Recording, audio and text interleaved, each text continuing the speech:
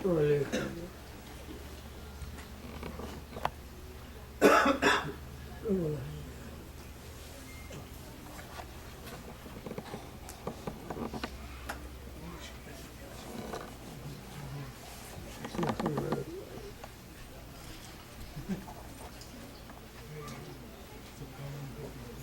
بالله السميع العليم من الشيطان اللعين الرجيم.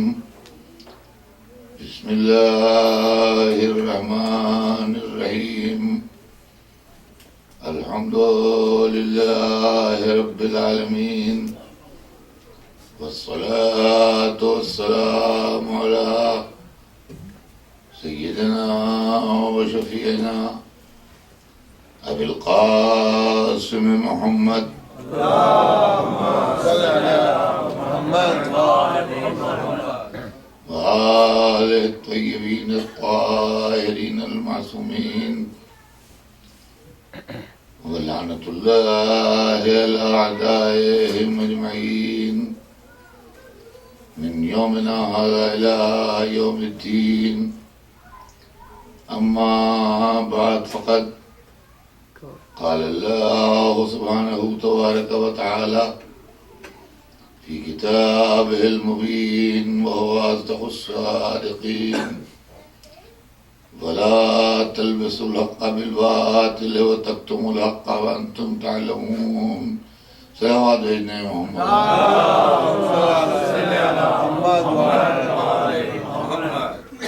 ارشاد اقدس الہی ہے کہ اور حق کو باطل میں نہ ملاؤ اور حق کو نہ چھپاؤ، جبکہ تم جانتے ہو، واقف ہوتے ہوئے اور جانتے بوجھتے ہوئے حق کو باطل میں ملا کے لوگوں کو دھوکہ دینا، یہ حق کو چھپا کے کسی کے حق کو پھر غصب کر لینا، یہ قرآن کے مزاج کے سراسر خلاف ہے اور اللہ نے اس کو پسند نہیں کیا۔ بدنصیبی سے اسلام کی تاریخ نے یہی کھیل ان لوگوں کے ساتھ کھیلا جو اسلام لائے تھے اور جن پر اللہ نے قرآن نازل کیا تھا۔ انہی کے حق کو چھپایا گیا اور انہی کے حق میں باطل کو ملایا گیا۔ میں نے کل آپ کی خدمت میں عرض کیا تھا کہ بنی امیہ نے، جن کا پہلے اقتدار قائم ہو گیا تھا اور جنہوں نے اسلام کو حکومت سمجھ کے اس پر قبضہ کیا تھا، کل کی تقریر ذہن عالی میں ہوگی۔ اسلام ایک مذہب ہے، اسلام ایک پیغام ہے، الہی میسج ہے، اور اسلام ایک دوا ہے، بیمار انسانیت کی دوا۔ جس طرح جسم میں بیماریاں ہوتی ہیں، کسی کو ٹی بی ہو گئی، کسی کو کینسر ہو گیا، کسی کو ایڈس ہو گیا، کسی کا ہارٹ گڑبڑ ہو گیا، کسی کی کڈنی گڑبڑ ہو گئی، تو کسی کا لیور خراب ہو گیا، تو ڈاکٹرز جو ہیں وہ اس کے لیے دوائیں ایجاد کرتے ہیں، اور وہ دوائیں دی جاتی ہیں تاکہ آدمی تندرست ہو جائے اور شفا یاب ہو جائے۔ جس طرح جسم میں بیماریاں ہوتی ہیں اور جسم کی بیماریوں کا اگر علاج نہ کیا جائے تو موت واقع ہو جاتی ہے، اسی طرح روح میں بھی بیماریاں ہیں، اور اگر ان کا علاج نہ کیا جائے تو آدمی کی روحانی موت واقع ہو جاتی ہے۔ فرمایا ہم نے اب اس کے اندر جو بیماریاں ہیں ان میں لالچ ہے، حرص ہے، بغض ہے، حسد ہے، فریب ہے، جھوٹ ہے، مکر ہے، سینکڑوں بیماریاں ایسی ہیں انسان کے اندر، ہوس ہے، مختلف چیزیں ایسی ہیں کہ جن کی وجہ سے انسانیت جو ہے وہ برباد ہو جاتی ہے۔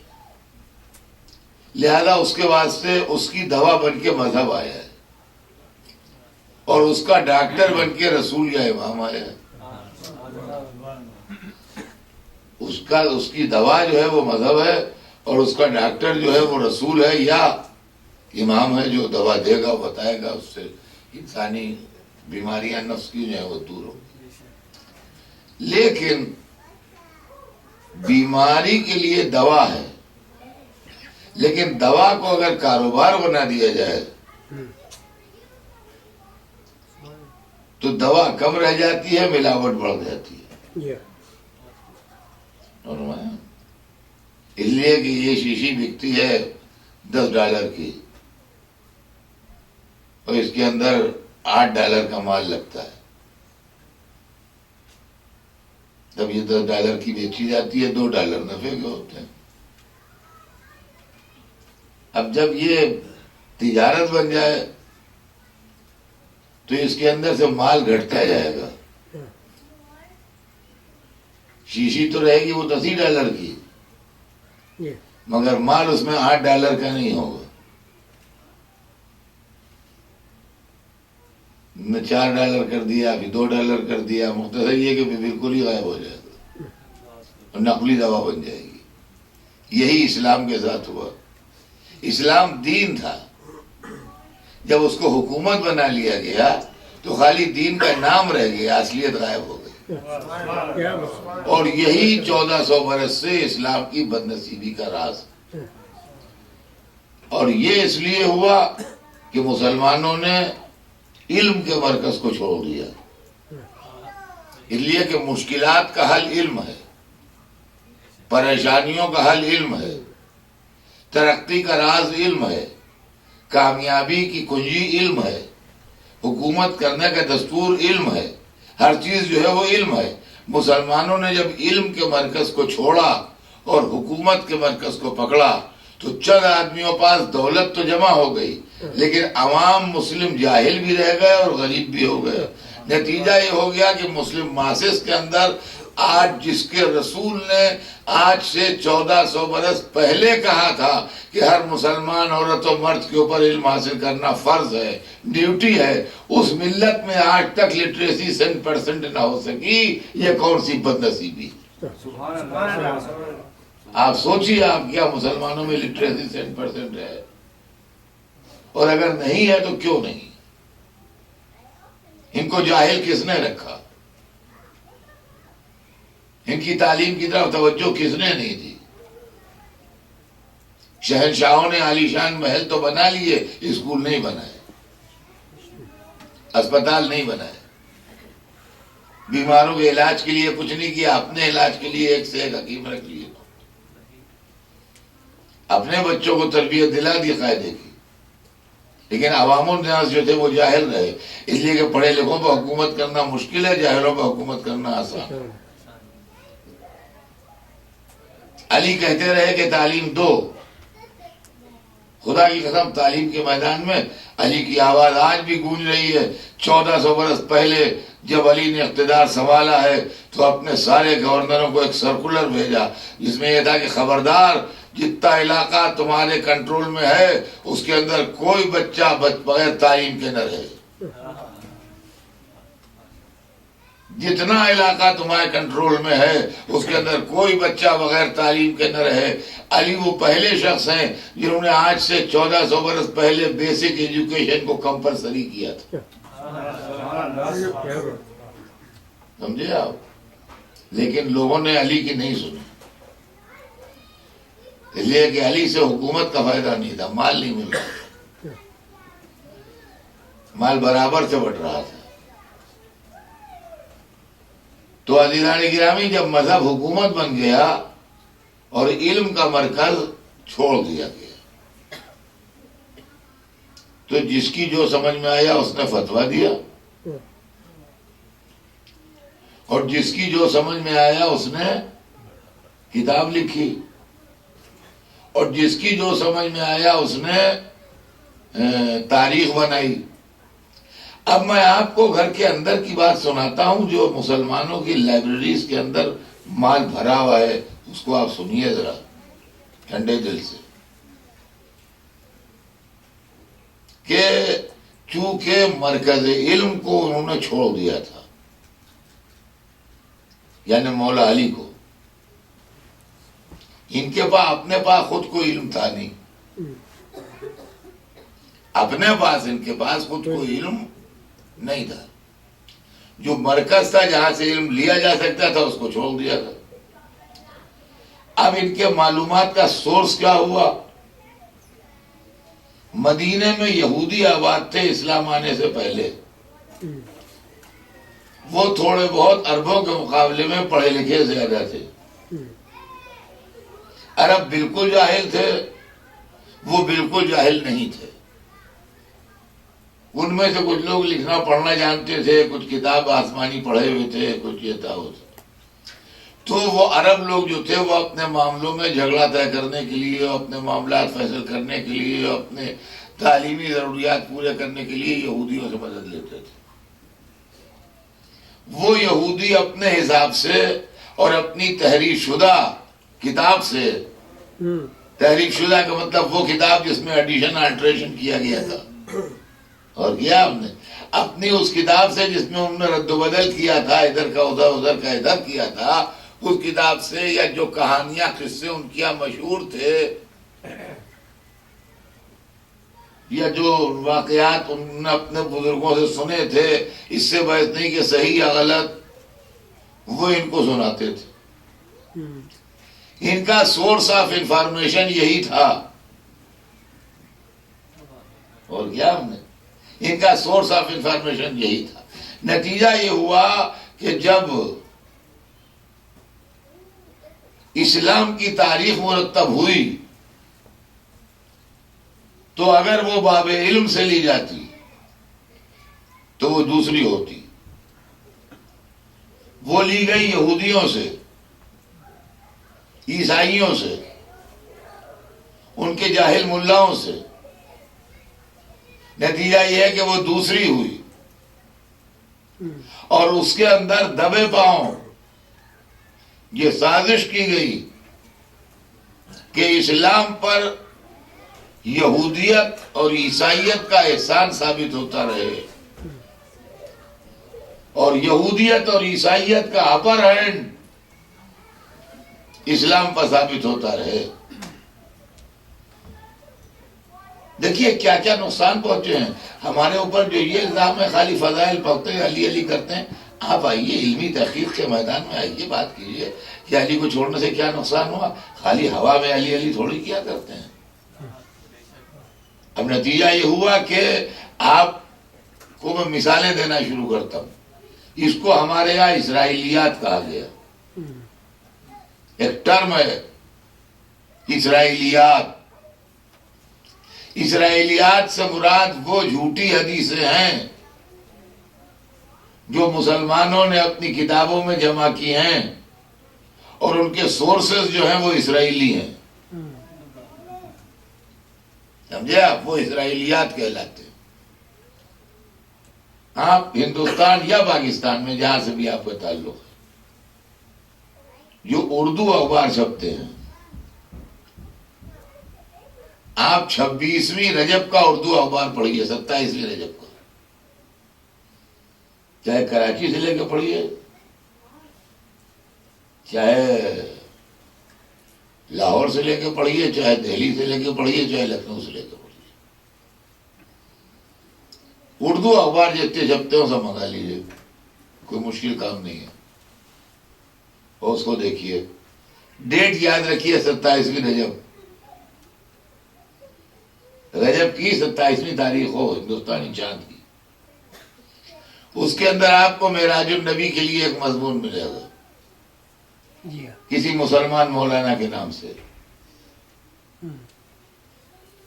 کسی مسلمان مولانا کے نام سے اس میں معراج النبی کے لیے ایک مضمون ملے گا. اس مضمون میں ایک روایت ہوگی. روایت یہ بیان کی جاتی ہے کہ جب رسول اللہ معراج پر تشریف لے گئے تو جاتے وقت راستے میں حضرت موسیٰ سے ملاقات ہوئی. وہ بیٹھے ہوئے تھے آسمان پر کہیں، تو پیغمبروں سے بھی ملاقات ہوئی ہے معراج میں، اس میں حضرت موسیٰ سے بھی ملاقات ہوئی. ان کا کہاں جا رہے ہو؟ کہا اللہ کے پاس جا رہا ہوں. ان کا اچھا جاؤ، خدا حافظ. خیر وہ چلے گئے. جب اللہ سے مل ملا کے آئے تو موسیٰ بھی بیٹھے ہوئے تھے وہیں جہاں چھوڑ گئے تھے. تو یہ بڑے خوشی خوشی چلے آ رہے تھے. رسول اللہ جو تھے وہ جب واپس آ رہے تھے تو بڑے خوش چلے آ رہے تھے. تو موسیٰ کہنے لگے بھائی کیا لائے جو بہت خوش آ رہے ہو؟ کہنے لگے اللہ نے نماز فرض کی ہے. خوش ہو کے انہوں نے کہا کہ اللہ نے نماز فرض کی ہے. تو ان کا کتنی فرض کی ہے؟ کہا 25 وقت کی. سنیے گا ذرا، یہ آپ پڑھ لیجیے گا، میں آج آپ کو بتا رہا ہوں، رجب کو مہینہ آئے گا دیکھ لیجیے گا. کہا 25 وقت کی. ارے ان کا غضب کر دیا، تم نے ایکسپٹ کر لی، تمہاری امت نہیں پڑھوائے گی 25 وقت. ارے کہیں ایسی غلطی بھی نہ کرنا، جاؤ اللہ کے پاس واپس، اس سے کہو کم کرے، یہ بہت ہے. خیر صاحب یہ گئے اللہ کے پاس، انہوں نے کہا یا اللہ یہ 25 وقت کی بہت ہے، اس کو کم کر دے. انہوں نے کہا جاؤ 5 کم کر دیں. 5 کم کر دیں. 5 کم ہو گئے. وہاں سے پلٹے، موسیٰ نے کہا کیا ہوا؟ کہتا 5 کم ہو گئے. کہا میں یہ بھی زیادہ ہے، 20 وقت کی بھی تمہاری امت نہیں پڑھ پائے گی، اور کم کراؤ. پھر گئے 5 اس نے اور کم کر دی. اب 15 وقت کی رہ گئی. آئے موسیٰ کہہ لگے یہ بھی زیادہ ہے، پھر جاؤ. پھر گئے صاحب 5 وقت کی اس نے اور کم کر دی. اب آئے کہہ لگے اب 10 وقت کی رہ گئی. کہ یہ بھی زیادہ ہے، پھر جاؤ اور کم کرو. خیر صاحب پھر گئے، کہہ لگے معبود یہ بھی زیادہ ہے. انہیں 5 وقت کی اور کم کر دی. اب رہ گئی 5 وقت کی. اب یہ 5 وقت کی نماز جب لیے ہوئے آ رہے تھے تو موسیٰ کہنے لگے اب کیا ہوا؟ کہنے لگے 5 وقت کی رہ گئی. تو وہ کہنے لگے یہ بھی زیادہ ہے، اس کو کم کرواؤ. تو انہوں نے کہا اب مجھے شرم آتی ہے، اب نہیں جاؤں گا، پڑھے امت یا نہ پڑھے، بار بار جاتا ہوں، اب میرا منہ نہیں جانے گا اس کے پاس، اب نہیں جاؤں گا. چنانچہ یہ 5 وقت کی نماز فرض ہوئی ہے. اب سمجھے آپ نے 5 وقت کی نماز کی کہانی. اب آپ ایمانداری سے اس حدیث کو سوچئے. اس سے باعث نہیں کہ راوی کون تھا، یہ لکھی کس کتاب میں ہے. ایمانداری سے اس حدیث کو سوچئے آپ، اور یہ سوچئے کہ اس کے اندر 3 کیریکٹر سامنے آتے ہیں اس پوری حدیث میں: اللہ، رسول اللہ اور حضرت موسیٰ. اس پوری کہانی میں 3 کیریکٹر سامنے آتے ہیں: اللہ جس نے نمازیں فرض کی، رسول اللہ جن کی امت کو فرض کی گئی، اور بیچ میں حضرت موسیٰ جو معاملے کو ٹھیک کرا رہے ہیں. اس میں 2 تو بالکل بھولے والے کیریکٹر ہیں. اللہ اور رسول اللہ کا، وہ اللہ ہوگی یہ نہیں جانتا کہ اس کے بندوں میں طاقت کتنی ہے. یہ رسول ہوگی یہ نہیں جانتے کہ ان کی امت میں صلاحیت کتنی ہے. بیچ میں ایک سمجھدار کیریکٹر جو ہے وہ حضرت موسیٰ کا ہے کہ جو نبوت کیے ہوئے ہیں، ایکسپیرینسڈ آدمی ہیں، تو اس کی بھی اصلاح کر رہے ہیں، ان کی بھی اصلاح کر رہے ہیں. دیکھا آپ نے، یہ ہے اسلام، یہ ہے اسلام. اور جب آپ اس پر اعتراض کیجئے، اللہ کتاب میں لکھی ہے، آپ کی سمجھ میں نہیں آتا. اصل میں آئے یا نہ آئے، کتاب میں لکھی ہے. آپ کی سمجھ میں نہیں آتا، کتاب میں لکھی ہے. اسی طرح سینکڑوں قصے ہیں. معراج جسمانی سے انکار، کہ جسمانی معراج نہیں ہوئی تھی. مسلمانوں کے پاس اپنی کوئی فلاسفی نہیں تھی، عربوں کے پاس کوئی فلاسفی نہیں تھی. آپ تاریخ میں پڑھ لیجئے پھر اسلامک ٹائم کی. کچھ نہیں جانتے تھے، نیو وحشی تھے، قریب انسیولائزڈ تھے. جہالت کا دور تھا. مسلم مولویوں نے چوری کی. جو یونان سے اس زمانے میں فلسفہ آیا، بغیر رائٹر کا نام لکھے ہوئے اپنے ناموں سے کتابیں عربی میں ٹرانسلیٹ کی. یہ علمی چوری ہے. پہلی بات، میں یہاں سے انگریزی میں کسی رائٹر کی کتاب لے جاؤں اور لکھنؤ جا کے اردو میں ٹرانسلیٹ کروں تو ٹرانسلیٹ کرنے میں کوئی عیب نہیں ہے. مجھے لکھنا چاہیے کہ اس کا رائٹر فلاں ہے. مجھے البنی میں یہ کتاب ملی، مجھے پسند آئی، میں نے سوچا کہ بھائی اردو والوں کو بھی اس سے فائدہ پہنچے گا، لہذا میں نے اس کو اردو میں ٹرانسلیشن کیا ہے. اگر میں نے یہ کام کیا تو علمی دیانتداری سے میں نے اس کتاب کو لوگوں کے سامنے پیش کیا کہ جو اس کا اصلی رائٹر ہے اس کا نام بتایا اور اس کا اردو میں نے ٹرانسلیٹ کیا اسے. اور اگر میں نے اردو کر کے اس کو اپنے نام سے چھاپ دیا تو یہ علمی چوری ہے کہ نہیں ہے؟ مجھے بتائیے. یونان کے فلسفے کو مسلم علماء نے عربی میں ٹرانسلیٹ کر کے اپنے نام سے چھاپا. چھاپا تو نہیں، اس زمانے میں مینuscript تھے، بھارت لکھا. وہ فلسفہ تھا غلط. وہ یہ تھا کہ آسمان تلے اوپر ہے، وہ شیشے کے ہیں، اور ستارے جو ہیں وہ اس میں جڑے ہوئے ہیں، اور آسمان چکر کھا رہے ہیں. تو جو آسمان سلو چکر کھا رہا ہے اس کا ستارہ سلو چل رہا ہے، اور جو آسمان فاسٹ چکر کھا رہا ہے اس کا ستارہ فاسٹ چل رہا ہے. آسمانوں کی اسپیڈیں الگ الگ ہیں. چنانچہ چاند جو ہے وہ پہلے آسمان میں جڑا ہوا ہے اور پہلا آسمان تیز گھوم رہا ہے، لہذا چاند مہینہ بھر میں اپنا دورہ پورا کر لیتا ہے. آفتاب چوتھے آسمان میں جڑا ہوا ہے، وہ سلو گھوم رہا ہے، لہذا آفتاب اپنا دورہ سال بھر میں پورا کرتا ہے. یہ فلسفہ مسلمانوں نے اپنے نام سے عربی میں ٹرانسلیٹ کر کے لکھ دیا کتابوں میں. اب اس کے بعد مولوی اس بات پر جم گیا کہ آسمان شیشے کے ہیں اور ستارے اس میں جڑے ہوئے ہیں. اب جو مسئلہ معراج آیا تو سوال یہ پیدا ہوا شیشہ ٹوٹے گا کیسے؟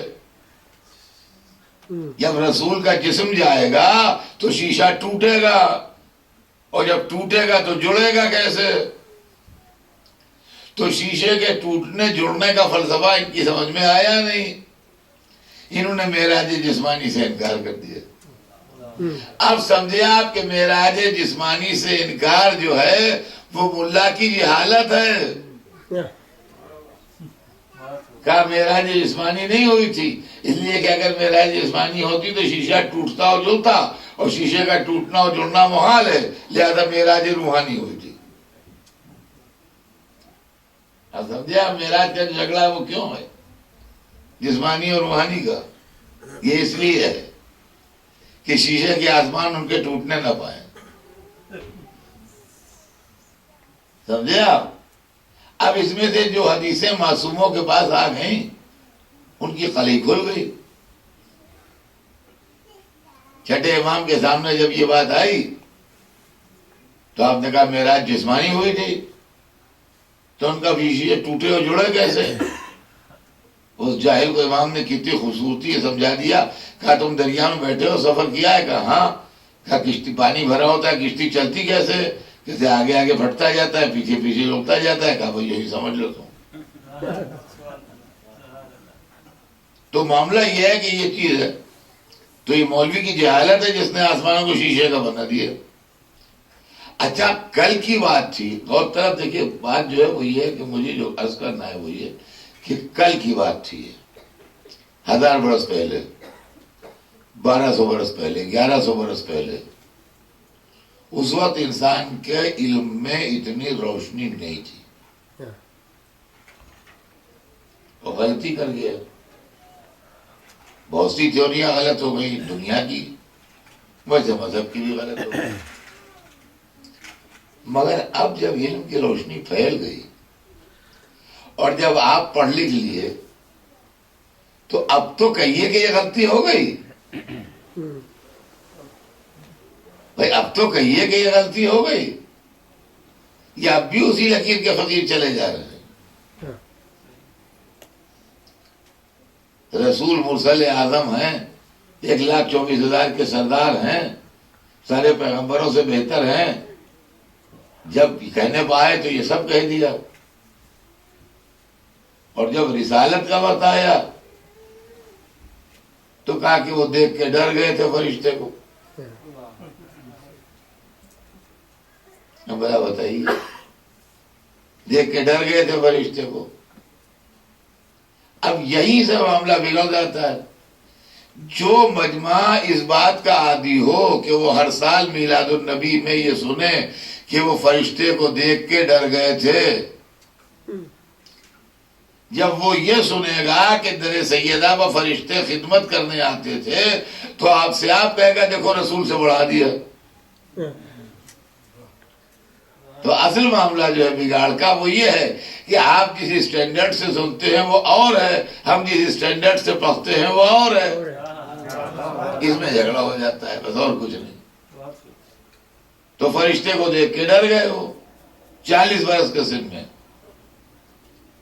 اور ڈرے ہوئے وہ گھر میں آئے کانپتے ہوئے، اور بیوی سے کہا سب ملونی، مجھے چادر اڑا دو، کمبل اڑا دو، میں ڈر گیا ہوں، وہاں غار میں جاتا تھا، وہاں مجھے ایک ایسی صورت دکھائی دی ہے، اور میری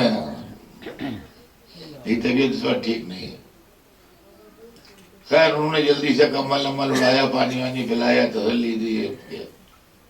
اب ان کو کمبل اڑا کے گھر میں خاندان میں جو پڑھا لکھا ہوتا ہے، سب کو پرابلم آتی ہے تو آدمی اس کے پاس جاتا ہے، جو بااثر ہوتا ہے، پڑھا لکھا ہوتا ہے، اس کے پاس آدمی جا کے اپنی پرابلم کہتا ہے۔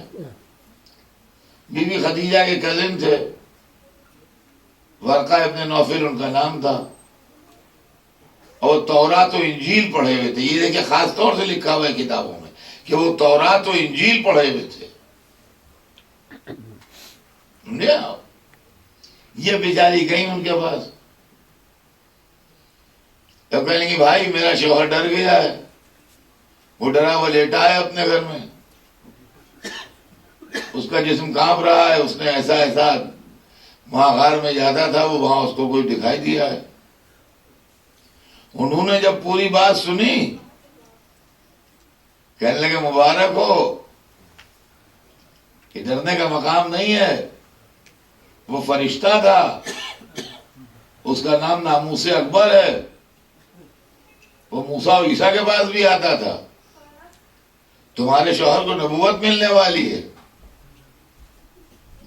تو رسول اللہ کی نبوت کی خبر ایک ایسے نے دی جو تورات و انجیل پڑھے ہوئے تھا، سمجھے آپ؟ یہ ہیں اسرائیلیات۔ اب یہ وہاں سے خوشی آئی کہ کیا ڈرے لیٹے ہو، تمہیں تو لاٹری نکل آئی۔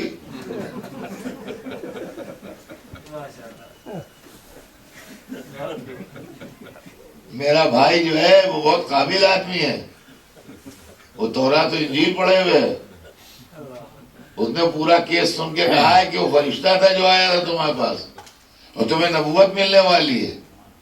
تب انہوں نے کہا اچھا نبوت ملنے والی ہے؟ کہا ہاں وہاں جایا کرو، دیکھو پھر آئے گا وہ۔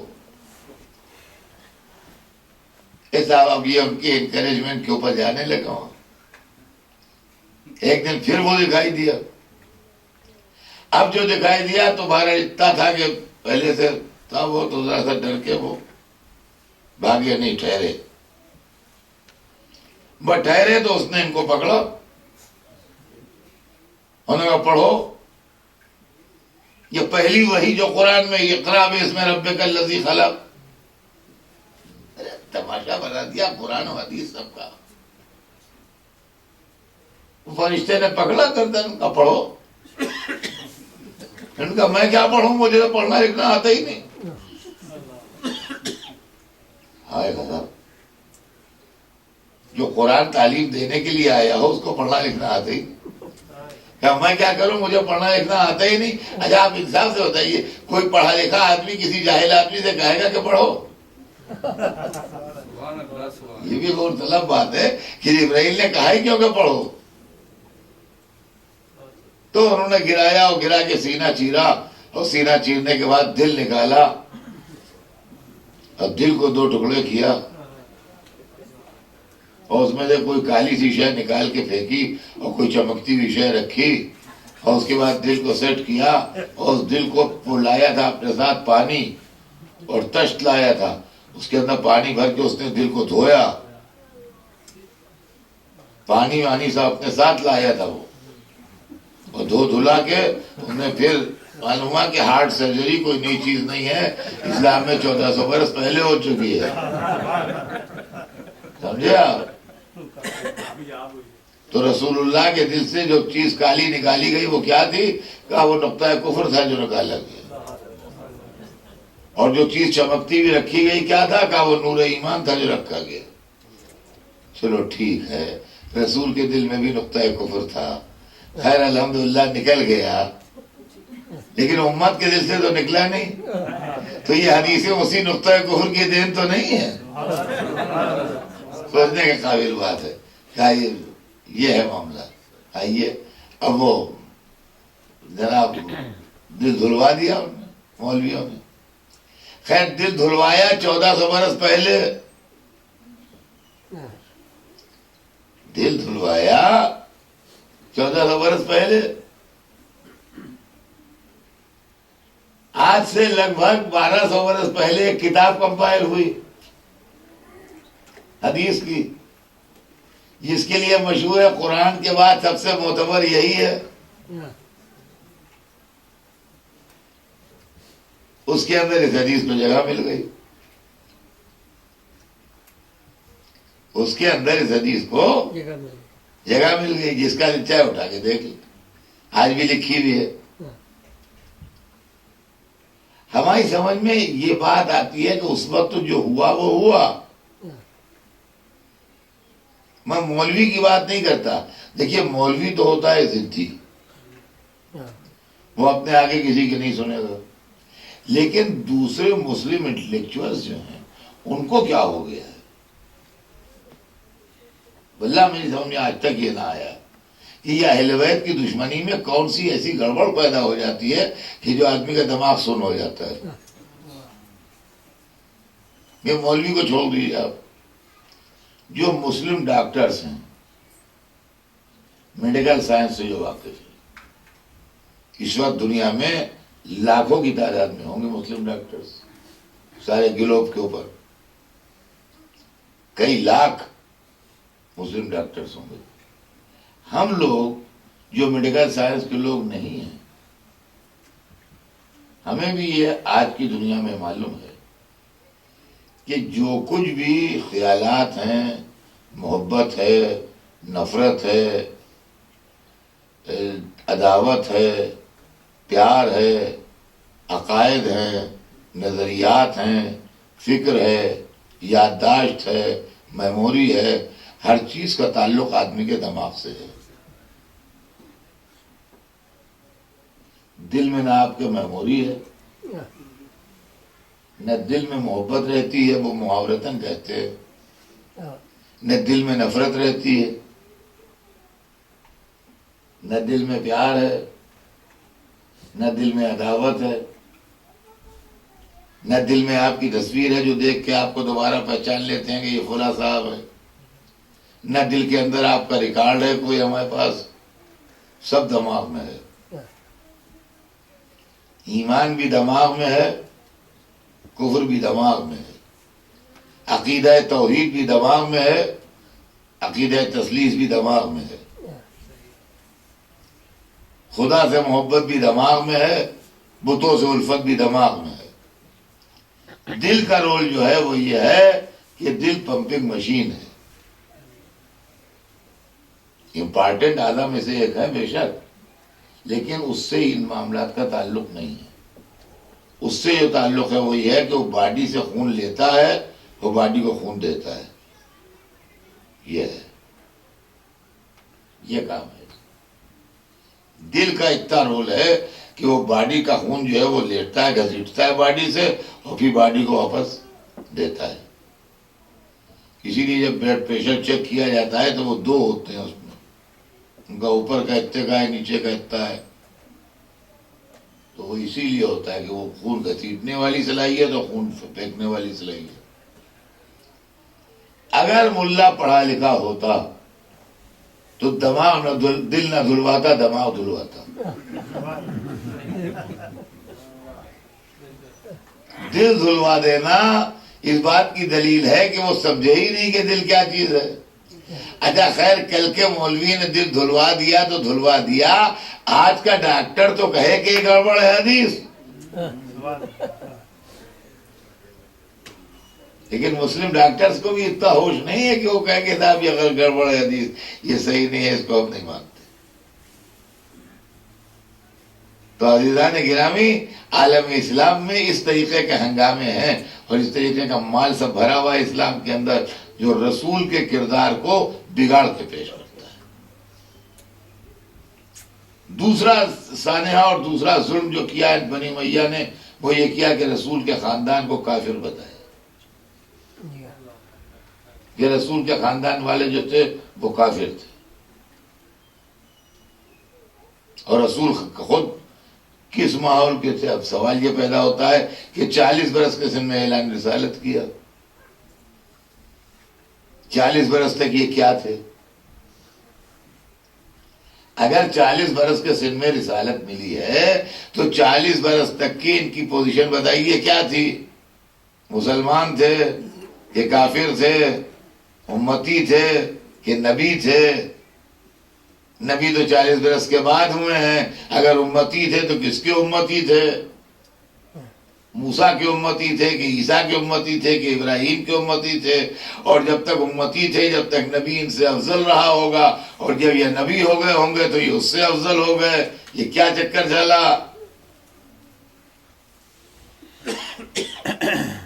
کچھ سناٹا ہے، کوئی جواب دینے والا نہیں. 40 برس کے سن میں نبوت ملی. ہم یہ نہیں مانتے کہ 40 برس کے سن میں نبوت ملی. عیسیٰ تو پیدا ہوتے ہی کہا کہ مجھے نبی بنایا ہے، اور سب سے بڑا نبی 40 برس کے سن میں نبی بنے. یہ انصاف کی بات نہیں ہے. اور عزیزان گرامی، ہم تو رسول کی زندگی کو جو 40 برس خاموشی کے ہیں اس کو بھی کار نبوت میں شامل مانتے ہیں. اس لیے کہ جب گرمیاں آتی ہیں اور زمین تپتی ہے تو اس کے اندر اگانے کی صلاحیت ختم ہو جاتی ہے. پھر اس کے بعد موسم بدلتا ہے، بارشیں ہوتی ہیں، زمین میں نمی پیدا ہوتی ہے، تری پیدا ہوتی ہے. پھر کسان نکلتا ہے، ہل چلاتا ہے، فرٹیلائزر ملاتا ہے، کھیتوں کو درست کرتا ہے، اس کے بعد اس میں بیج ڈالتا ہے تو دانہ اگتا ہے. ایسے ہی جہالت کی آگ میں اور جہالت کی دھوپ میں ذہنوں کی زمینیں تپ رہی تھیں. اللہ نے اپنے رسول کو بھیجا جو 40 سال تک اپنے اخلاق کے پانی سے ان کو سینچتے رہے، ان کے اندر کردار کی جوہر ملاتے رہے، ان کے اندر سیرت کے اعلیٰ معیار پیش کرتے رہے. جب ان کے اندر اچھائی اور برائی، نیکی اور بدی، خیر و شر کا فرق پیدا ہو گیا، جب کہا قولوا لا الہ الا اللہ، تو کار رسالت سے الگ کی بات نہیں تھی جو رسول اللہ 40 سال تک رہے، بلکہ 40 سال میں انہوں نے اس معاشرے کو اس کا احساس دلا دیا کہ سچائی کیا ہے، امانت کیا ہے، نیکی کیا ہے، کیریکٹر کیا ہے. اور اس کے بعد کہا قولوا لا الہ الا اللہ تفلحوا، کہو اللہ ایک ہے فلاح پا جاؤ. تو یہاں یہ کہ 40 سال تک وہ جانتے ہی نہیں تھے. 40 سال میں نبوت ملی، اور آخر تک اس کا تو انکار ہے کہ پڑھے لکھے تو صحیح ہی نہیں، وہ تو بالکل. اور خاندان پورا کافر تھا. وہ زور ہے ابو طالب کے کفر ثابت کرنے پر کہ وہ تو کافر تھے، وہ تو کافر تھے. زندگی میں رسول اللہ کو پالا مگر کافر تھے، اسلام کی حفاظت کی مگر کافر تھے. ابو سفیان مسلمان ہو گئے تھے، ابو طالب کافر رہے. تو عزیزان گرامی، اب سمجھ میں آیا اسلام و کفر کا معیار دوسرا ہے. یہاں وہ نہیں ہے. یہاں یہ ہے کہ جو نانا کو پالے وہ کافر، جو نواسے کو روئے وہ کافر. کافر دو ہی ہیں، یا ہم کافر ہیں اس لیے کہ حسین پر روتے ہیں، یا ابو طالب کافر تھے اس لیے کہ رسول کو پالا تھا. اور مسلمان بھی دو ہیں، ابو سفیان مسلمان، یزید مسلمان. جو نانا سے لڑے وہ مسلمان، جو نواسے کو قتل کرے وہ مسلمان. یہ اہمیہ اسلام و کفر کا معیار. تو اب یہ ہے کہ جہاں بس میں ہوتا ہے وہاں کہتے ہیں، جہاں بس میں نہیں ہوتا ہے وہاں نہیں کہتے ہیں. امریکہ میں نہیں ہے بس میں نہیں کہہ پاتے ہیں. جن ملکوں میں بس میں ہے وہاں کہہ دیتے ہیں کہ بھائی شیعہ کافر ہے. اچھا اس پر ہمارے لڑکے بگڑتے ہیں نوجوان. میں کہتا ہوں کہ بگڑنے کی بات ہی نہیں ہے. کافر کوئی برا لفظ نہیں ہے. کافر کا لفظ جو ہے وہ مسلمانوں میں بدنام ضرور ہے مگر ان پارلیمنٹری نہیں ہے. یہ عربی لفظ ہے. ہم لوگ اردو بولتے ہیں اس لیے ہمیں برا لگتا ہے. اس کا ٹرانسلیشن کیجئے تو آپ کی سمجھ میں آئے گا یہ برا نہیں ہے. کافر کہتے ہیں انکار کرنے والے کو. جو کسی چیز سے انکار کرے وہ اس کا کافر ہے. عربی میں کافر کہتے ہیں انکار کرنے والے کو. جس چیز سے آپ ڈینائی کیجئے اس کے آپ کافر ہیں. سمجھے آپ؟ یہ ہے معاملہ. جس چیز کو آپ کہیں کہ بھئی یہ ہمیں نہیں پسند ہے آپ اس کے کافر ہیں. کافر مانے منکر، کافر مانے انکار کرنے والا. تو کسی چیز سے انکار کرنا جو ہے یہ کوئی گالی تھوڑی ہے. اگر کوئی کھانا آپ کو نہیں پسند ہے آپ نے کہا میں یہ نہیں کھاتا تو آپ اس کے کافر ہیں. ایک آدمی ڈائبٹک ہے وہ کہتا ہے مٹھاس نہیں کھاتا تو مٹھاس کا کافر ہے وہ. قرآن میں ایک یہاں کے اوپر ہے وہ آیت مجھے نہیں یاد ہے لیکن حافظ نہیں ہوں میں جو صحیح آیت پڑھ لوں. بہرحال ہے قرآن میں آیت کہ فرعون حضرت موسیٰ سے کہہ رہا ہے کہ تم تو کافر ہو. تو موسیٰ نبی سے فرعون کہہ رہا ہے تم کافر ہو. تو عربی زبان کے حساب سے ٹھیک کہہ رہا ہے. قرآن عربی میں ہے وہ ٹھیک کہہ رہا ہے، غلط نہیں کہہ رہا ہے. یعنی اس لیے کافر کہہ رہا ہے کہ میں خدا ہوں تم مجھے خدا نہیں مانتے انکار کرتے ہو لہذا تم کافر ہو. تو جو جس شے کا انکار کرے وہ کافر ہے. اب میں آپ کو ایسی بات سناؤں پھر اس کے بعد میں آپ سے پوچھوں گا بتائیے آپ کافر ہیں کہ نہیں. رسول کے بعد جو نظام دنیا نے قائم کیا تھا ہم چونکہ اس کو نہیں مانتے لہذا ہم کافر کہے جاتے ہیں. اور اگر آج اس کو ایکسپٹ کر لے تو مومن ہو جائیں گے. اب بتائیے کافر ہونا آپ کو گوارا ہے کہ نہیں گوارا ہے؟ صلوات بھیجتے ہیں.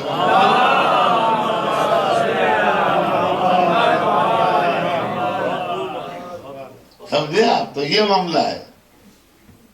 تو رسول اللہ کے لیے کہ ان کے آبا و اجداد جو تھے وہ کافر تھے اور یہ تھے وہ تھے.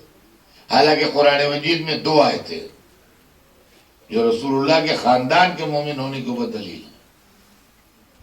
ایک آیت یہ ہے کہ ارشاد ہوا کہ وَتَقَلُّبَكَ فِي السَّاجِدِينَ،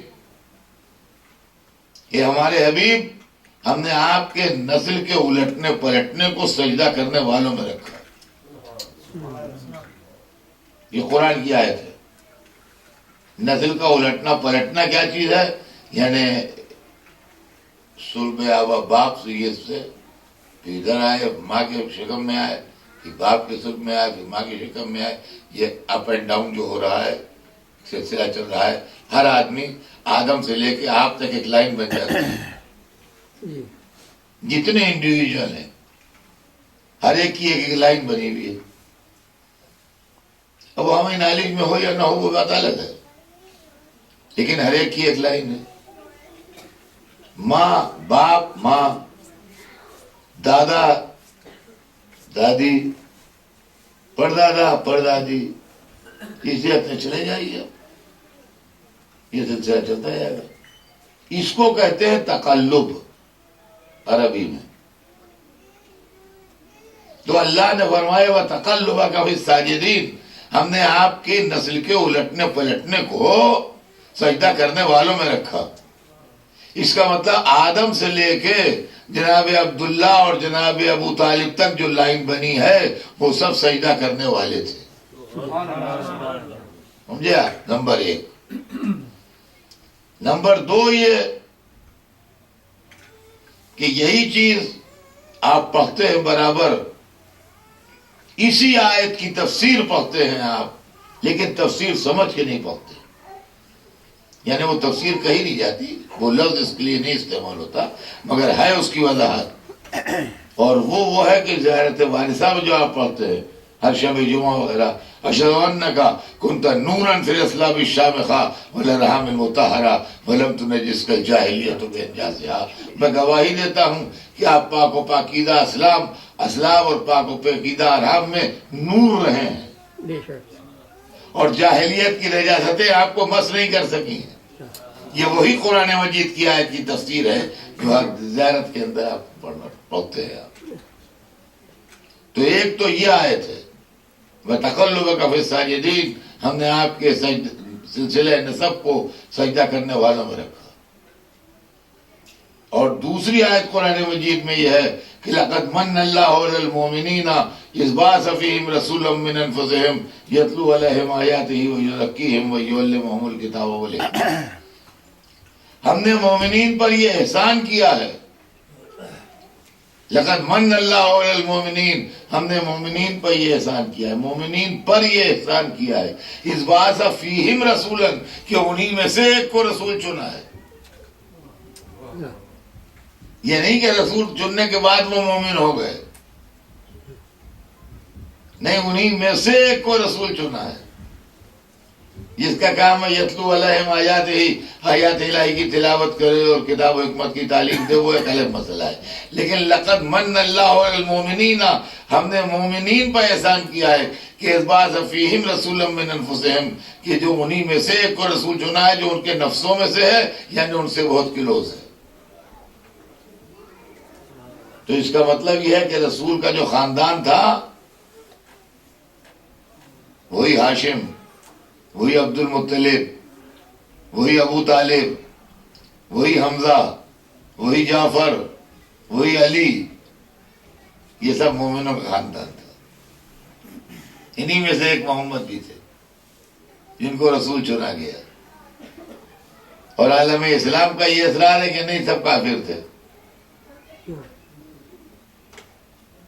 اور دلیل ایسی دیتے ہیں خدا کی قسم. کہ جناب اگر کافر نہیں تھے تو کعبے میں بت کیسے آ گئے؟ اگر کافر نہیں تھے تو کعبے میں بت کیسے آ گئے؟ خیر اس کا جواب تو ہم جب سے مجلسیں پڑھ رہے ہیں، جب سے دے رہے ہیں، ہم سے پہلے والے بھی دے رہے تھے. لیکن ادھر تھوڑے عرصے سے اس کا جواب آسان ہو گیا. اگر 100 برس بعد کا مورخ لکھ دے کہ ہندوستان میں سب ہندو رہتے ہیں، اور اگر مسلمان رہتے ہوتے تو بابری مسجد کیسے گر جاتی؟ ہندوستان میں کوئی مسلمان ہے ہی نہیں، سب ہندو رہتے ہیں. اس لیے کہ اگر مسلمان ہوتے اور جس ملک میں 20 کروڑ مسلمان رہتے ہوں، اس ملک میں کہیں مسجد گر سکتی ہے؟ ارے عقل میں آتی ہے آپ کے بات؟ تو یوں تو آسانی سے عقل میں نہیں آئے گی. بے شک کسی کے بعد کہ اس ملک میں 20 کروڑ مسلمان رہتے ہوں، اس میں مسجد گر جائے. لیکن یوں سوچیے آپ کہ 20 کروڑ چاہتے تھے نہ گرے، مگر 80 کروڑ چاہتے تھے گر جائے. تو جو 80 کروڑ نے چاہا وہ ہوا، جو 20 کروڑ نے چاہا وہ نہیں ہو پایا. تو عزیزان گرامی، یہی معاملہ ہے کہ ایک خاندان اور ایک قبیلہ چاہتا ہو یا نہ چاہتا ہو، جو پورا مکہ چاہتا ہے تو وہی ہوگا جو وہ چاہتے تھے. یہ کوئی دلیل ہوئی؟ آپ سوچیے، بتائیے. لیکن ابو طالب کے لیے کہ وہ کلمہ نہ پڑھا انہوں نے، کلمہ نہ پڑھا، داڑھی ہلا ہلا کے اور سر ہلا ہلا کے کہ رسول اپنا کان قریب لے گئے مگر انہوں نے کلمہ نہ پڑھا، جیسے دوسرا کان ان کا لگا ہوا تھا، یہ سن رہے تھے۔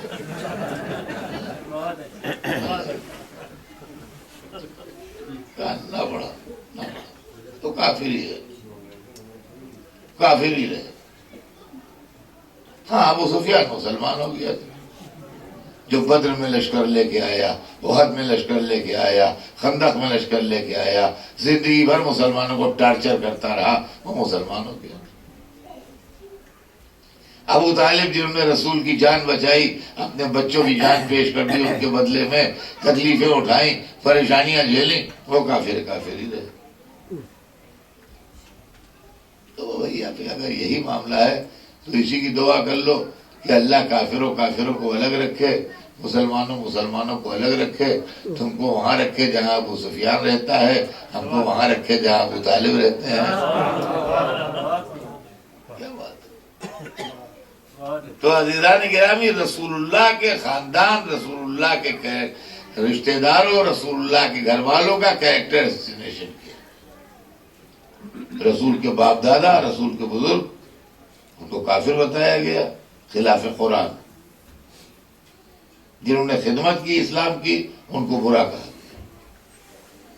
بنی امیہ کے کلیجے میں جو حفاظت رسول کی وجہ سے ابو طالب کی طرف سے آگ بھڑک رہی تھی، اس آگ کو یوں نکالا کہ چونکہ انہوں نے رسول کو پالا ہے، آپ دیکھیے اسلامی حدیث ہے تو آپ کو پتہ لگے گا، چونکہ انہوں نے رسول کو پالا ہے لہذا اللہ انعام کے طور پر ان کے عذاب میں کمی کرے گا۔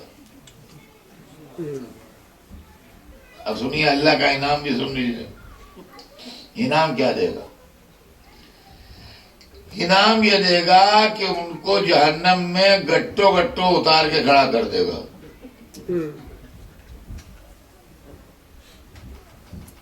لیکن اس سے جو ان کے پیر آگ کے اندر ہوں گے، جہنم کی آگ میں،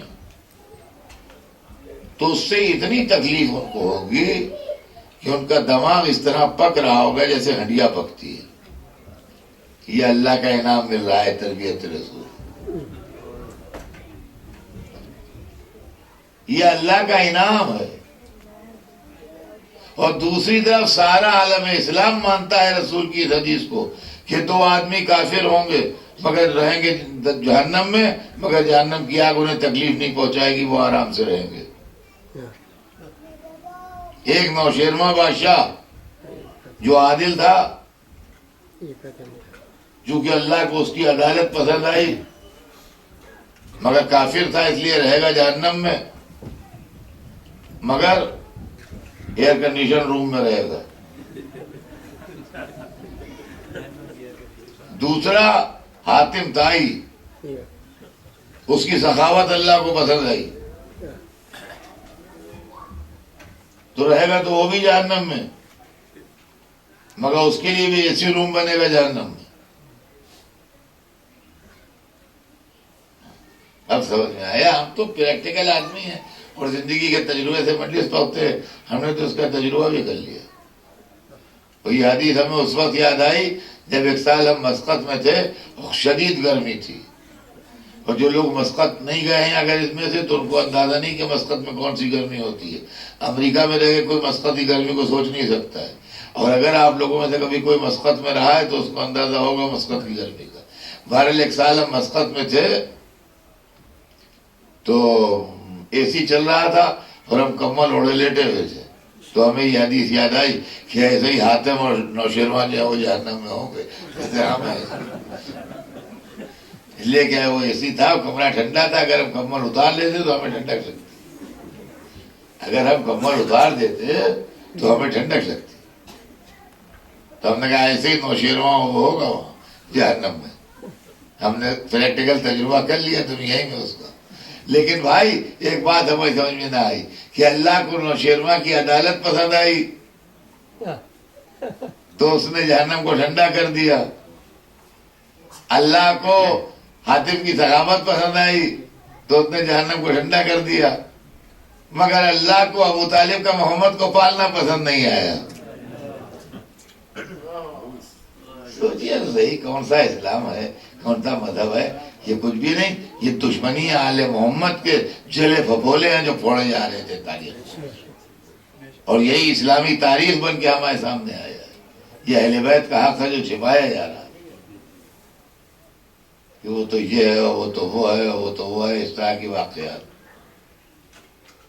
اور سارے معاملات کا نچوڑ اس وقت سامنے آیا جب یہ ساری گندگیاں اور ساری غلاظتیں جو ہیں وہ جا کے یزید کو سپورٹ کرنے لگی۔ آج عالم اسلام جو باتیں چاہے بنائے، لیکن در حقیقت 1400 برس سے کسی کے پاس جواب ہے نہیں۔ دیکھیے وہ جو دو نظام بنے تھے، اس لیے کہ اسلام میں 2 پارٹی سسٹم ہے، تیسری پارٹی ہے ہی نہیں۔ امریکہ میں، برٹن میں چھوٹی چھوٹی پارٹیاں ہیں بھی، تو وہ الیکشن نہ جیت پاتی ہوں مگر ہیں۔ اسلام میں ہے ہی نہیں، کسی نے کلیم ہی نہیں کیا 1400 برس سے۔ وہاں بالکل 2 پارٹی سسٹم ہے، یا اہل بیت کی پارٹی ہے یا اصحاب کی پارٹی ہے، ادھر یا ادھر جائیے یا ادھر جائیے، اس کے علاوہ تیسرا راستہ ہی نہیں۔ تیسرے نے کلیم ہی نہیں کیا آج تک، یا یہ پارٹی ہے یا وہ پارٹی ہے۔ جب ہم نکلے یہاں سے اور ہمیں جانا تھا، جلدی تھی، ایئرپورٹ جانا تھا، ہم نے کہا ہم کدھر جائیں، بتا دیے راستہ، ہم اجنبی ہے یہاں۔ ہم نے کہا ایسا ادھر بھائی ہاتھ کی طرف سڑک جاری ہے، چلے جائیے گا، 1-2 میل جائیے گا تو آپ کو ایئرپورٹ کی سائن ملیں گے، اس کو فالو کرتے چلے جائیے۔ ٹھیک، چل دیے ہم 2-4 میل آگے گئے، ایئرپورٹ کے سائن نہ ملے، اور آگے بڑھے تو سمندر آ گیا۔ یہ کیا آفت آ گئی، ہم تو ایئرپورٹ جا رہے تھے، سمندر کا نعرہ۔ اب وہاں جو لوگ کھڑے تھے انہوں نے کہا بھیا ایئرپورٹ کہاں ہے؟ ان کا یہاں کا ہے، سمندر میں آ گیا، ایئرپورٹ دوسری طرف ہے، بالکل جسٹ اپوزٹ ادھر ہے۔ ارے فلائٹ بھی مس ہوئی، نقصان بھی ہوا، سب کچھ ہوا، وہاں سے پلٹے، ہاں سے کہا جی آپ نے ہمیں بہکا دیا۔ تو اگر آپ اتنا کہہ دیتے کہ میری ساری مجھے افسوس ہے اور مجھے ڈائریکشن کا خیال نہیں رہا، اور میں نے آپ کو لیفٹ ہینڈ سائڈ بتا دیا، اس میں رائٹ ہینڈ سائڈ مجھے کہنا چاہیے تھا، غلطی ہو گئی مجھ سے، معاف کیجیے گا، تو چلو میرے دماغ میں ہوتا ہے انسان ہے، غلطی ہو سکتی ہے، لفظ کچھ کا کچھ منہ سے نکل سکتا ہے، دماغ میں آدمی کے بعد وقت کوئی فکر ہوتی ہے، بعد وقت کوئی فکر ہوتی ہے، ان کی نیت بری نہیں ہوتی۔ لیکن اگر آپ وہاں مجھ سے بحث کرنے لگے کہ صاحب اب سمندر آ گیا ہوگا تو دنیا ہے، کچھ بھی ہو جائے، کل تک تو ایئرپورٹ وہیں پہ تھا۔ اب کوئی بھروسہ تھوڑی ہے، اللہ کی قدرت سے کچھ بھائی تھوڑی ہے، وہاں سمندر اللہ نے خلق کر دیا ہوگا، ایئرپورٹ ادھر کروا دیا ہوگا۔ تو اس کا مطلب آپ مجھے بیوقوف بنا رہے ہیں۔ اب اگر آپ ضد کریں کہ کل تک تو ایئرپورٹ ہی تھا، آج سمندر آ گیا ہوگا، تو کیا تعجب کی بات ہے اس میں؟ تو عزیزان گرامی، یہی مسئلہ اسلام کا ہے۔ مجھے شکوہ اس بات کا نہیں ہے، اس زمانے میں پیسے مل رہے تھے، ایمان بک رہے تھے، لوگوں نے بیچ ڈالے، لیکن جب ہم خلافت کے راستے پر چلے اور امامت کو ہم نے چھوڑا اور 4 قدم چلنے کے بعد ہمارے یزید سے ملاقات ہو گئی، اب تو کہیں یہ غلطی ہو گئی، ارے اب تو کہیں یہ غلطی ہو گئی، اور اب بھی آپ ضد کر رہے ہیں، تو اس کا مطلب جان بوجھ کے بہکا رہے ہیں۔ ہم تو اس مسئلے کو جانتے ہیں کہ اگر حسین کی قربانی نہ ہوتی اور واقعہ کربلا نہ ہوتا تو اسلام منہ دکھانے کے قابل نہ تھا۔ جو مسلمان رسول کے نواسے کو مار ڈالیں اور جو مسلمان رسول کی نواسیوں کو بے چادر پھرائے، وہ مسلمان کہے جانے کے لائق۔ یہ کام تو کافروں نے بھی نہیں کیا، یہ کام تو مشرکوں نے بھی نہیں کیا، یہ کام تو بہت ذلیل لوگوں نے بھی نہیں کیا جو مسلمانوں نے کیا۔ اور اس کے بعد سے لے کے آج تک یہ مزاج ہے کہ ذکر حسین کھلتا ہے، ماتم حسین کھلتا ہے، مجلس حسین کھلتی ہے۔ اگر کوئی روتا ہے تو خود روتا ہے، آپ سے تو نہیں کہتے کہ روئیے۔ ماتم کرتے ہیں تو اپنے سینے پہ کرتے ہیں، آپ کے سینے پہ تو نہیں کرتے جو آپ کو مجھے تکلیف ہوتی ہے۔ عزیزان گرامی، آج 70ویں سفر ہے اور آج بروائے تھے امام رضا علیہ السلام کی شہادت تعجب بھی ہے، اور ایام عزا اور عزاداری جو ہے اس کے قائم کرنے میں امام رضا کا ایک بہت بڑا ہاتھ ہے۔ سب اماموں کا ہاتھ ہے، ہر امام نے زحمت کی۔ امام رضا کے تعلق سے مشہور ہے کہ تشریف فرما تھے اور محرم کی پہلی تاریخ تھی تو دیبل آ گئے، جو زمانے کے مشہور شاعر تھے، دیبل خدائی۔ تو دیکھ کے امام نے کہا مرحبا یا دیبل انت ناصرنا و مادحنا، دیبل مرحبا تو ہمارے ناصر ہو، تم ہمیں مداح ہو۔ دیبل آج محرم کی پہلی ہے، ہمارے جد کا مرثیہ کہا۔ تو دیبل نے کہا یا ابن رسول اللہ، مرثیہ ہی کہہ کے حاضر ہوا ہوں سنانے کے لیے، میں نے مرثیہ کہا ہے اور مرثیہ کہہ کے لایا ہوں سنانے آپ۔ تو امام نے فرمایا اچھا دیبل ٹھہر جاؤ، ابھی نہ سنانا۔ اس کے بعد اٹھے، اپنے دست مبارک سے پردہ آویزہ فرمایا اور سیدانیوں کو بلایا، کہا بیویوں آؤ، تمہارے جد کا مرثیہ ہونے والا ہے۔ چنانچہ بیویاں پس پردہ تشریف لائیں، اور جب شہزادیاں پس پردہ تشریف لے آئیں تو امام نے دیبل کو اجازت دی، کہا دیبل اب مرثیہ پڑھو۔ اور دیبل نے مرثیہ شروع کیا کہ فاطمہ قومی یبنت الخیر فندبی نجوم سماوات بالارض فلاتی، اے فاطمہ، یہ خیر خلق کی بیٹی، اٹھ کے دیکھیے آسمانی عزت کے ستارے زمین پر بکھرے پڑے۔ دیبل مرثیہ پڑھتے جاتے تھے، امام گریہ فرماتے جاتے تھے، جو مومنین حاضر تھے وہ گریہ کر رہے تھے، پس پردہ سیدانیاں گریہ کر رہی تھی، مرثیہ ہوتا رہا، یہاں تک کہ یہ واضح رہے کہ 7ویں امام شہید ہوئے اس وقت، اور یہ مرثیہ 8ویں امام کی زندگی میں ہو رہا تھا۔ تو آپ نے دیبل نے یہاں پر آن کے مرثیہ تمام کر دیا کہ کوئی کربلا میں سو رہا ہے، کوئی نجف میں سو رہا ہے، کوئی زمین بغداد پر آرام کر رہا ہے۔ یہاں پر آ کے مرثیہ ختم کر دیا، اور جب مرثیہ تمام ہوا تو امام نے ایک شعر کا اضافہ کیا کہ قبر بتوس یا لہا من مصیبت، یہ دیبل ایک شعر بڑھا دو کہ کوئی توس میں ہے جو سب سے الگ آرام کر رہا ہے۔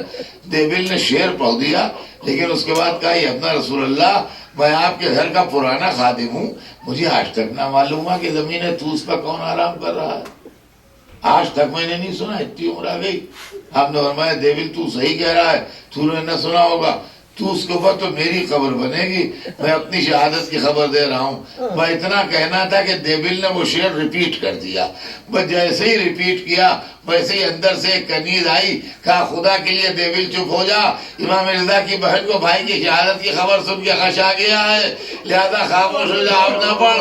میں کہوں گا اے میرے 8ویں امام کی بہن، آج کی شہادت کی خبر سن کے خش آ گیا، کربلا میں حسین کے بہن کی دل کی خبر لیجئے، بھائی کے سر کو نیزے طویل پر دیکھ رہی ہے، خیموں میں آگ لگی ہے سیدانیہ۔